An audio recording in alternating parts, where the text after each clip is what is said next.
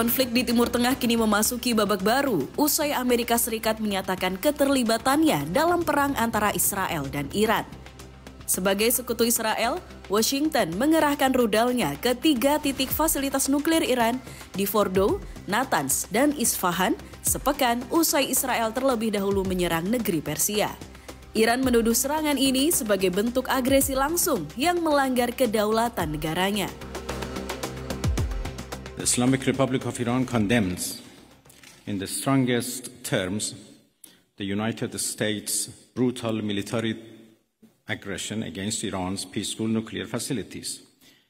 It is an outrageous, grave, and unprecedented violation of the fundamental principles of the Charter of the United Nations and international law.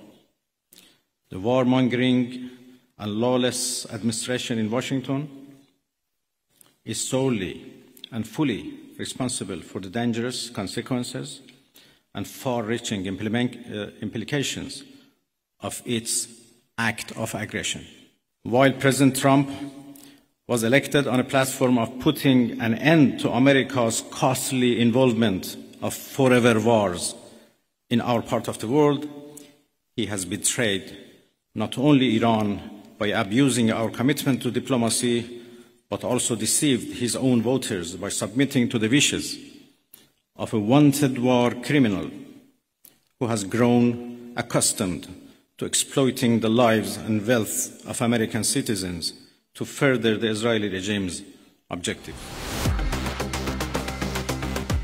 Sebagai respons, Iran mengancam akan menutup Selat Hormuz, jalur penting yang dilalui oleh kapal-kapal pengangkut energi dunia setiap harinya. Ini diperkuat oleh parlemen Iran yang resmi mendukung penutupan Selat Hormuz.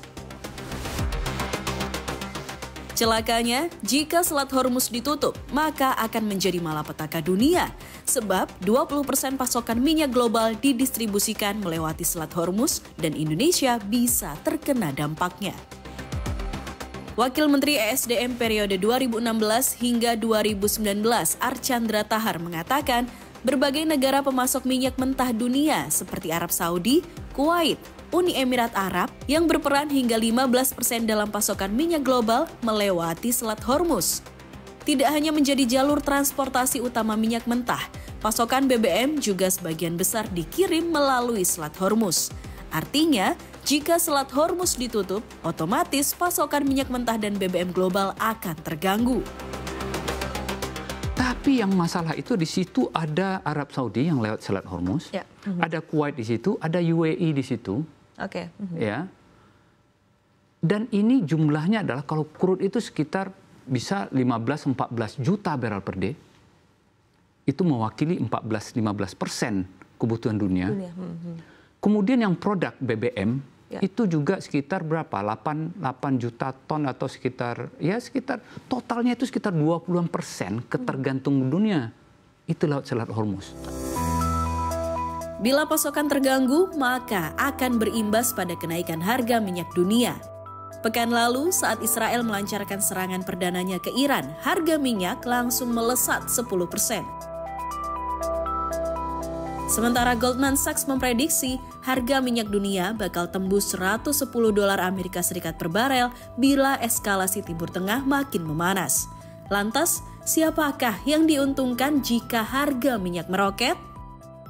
Archandra mengatakan, walaupun tak terlibat langsung dalam perang di Timur Tengah, Rusia akan menjadi negara yang paling diuntungkan jika harga minyak melambung.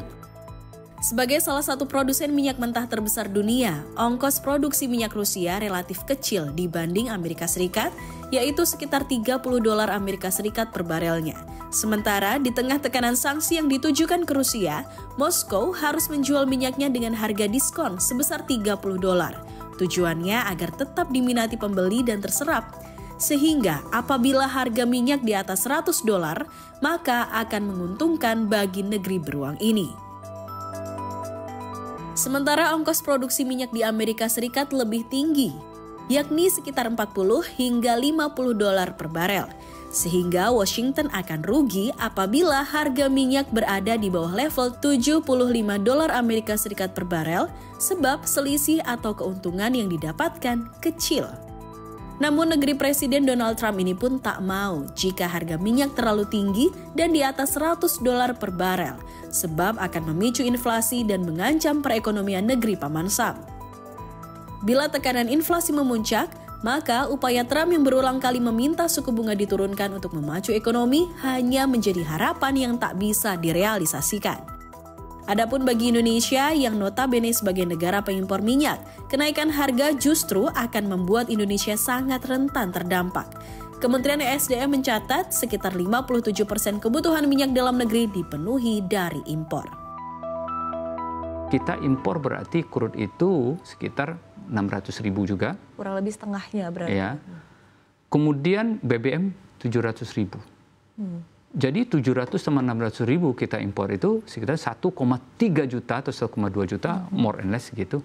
200.000-nya yang crude itu melewati Selat Hormuz. Nah persoalannya adalah kita gantikan.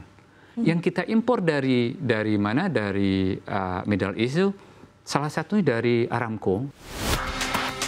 Jika harga minyak melonjak, maka beban subsidi energi akan meningkat dan berpotensi mendorong inflasi. Head of Industry and Regional Research Bank Mandiri, Dendi Ramdhani mengatakan, sensitivitas fiskal Indonesia terhadap kenaikan harga minyak sangat tinggi. Berdasarkan perhitungan Kementerian Keuangan terkait tingkat elastisitas, setiap kenaikan harga minyak $1 Amerika Serikat per barel akan meningkatkan biaya subsidi energi sebesar 6,9 triliun rupiah.